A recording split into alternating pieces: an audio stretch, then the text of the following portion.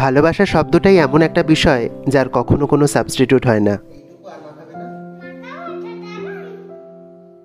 দোলের পরে যখন টোপলা বুড়ির বাড়ি যাই, দেখছি আমার সাথে কথা বলছে না। অনেকক্ষণ হয়ে গেল তাও কোনো কথা বলছে না। ওদিকে যে দেখা আমাকে মাত্রই আমার সাথে ঝগড়া করে, মারপিট করে, আমার পিঠে চড়ে বসে, সে আজকে এত চুপচাপ কেন?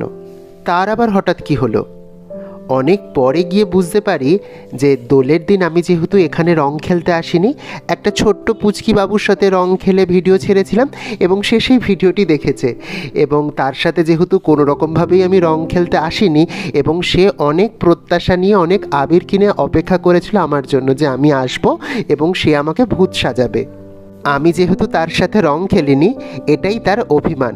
এ কথা জানার পর আমি যখন বলি ঠিক আছে নিয়ে এসো আবির, তার হাসি মুখটা যেন দেখার মতো ছিল। তাই সে আজ তার মন ভরে আমায় আবির দিয়ে সাজিয়ে দিচ্ছে। আমিও তাই আবিরের রঙে ওকে রাঙিয়ে দিলাম। ওর আগামী জীবনটা যেন অনেক আনন্দের ও রঙিন হয়।